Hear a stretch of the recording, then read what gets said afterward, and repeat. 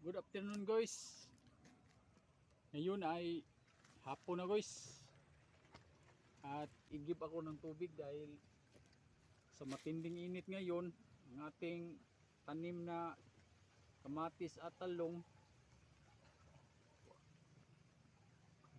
hindi ko ipakita sa inyo pag tanim ko sa talong guys dahil pabilisan lang.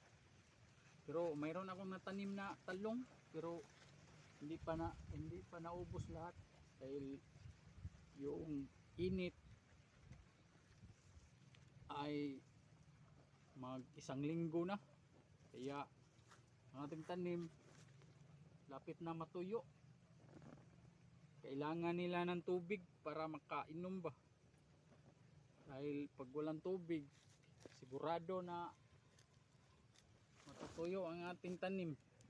Kaya magigib na tayo dahil hapon na. Tara, let's go, rock and roll.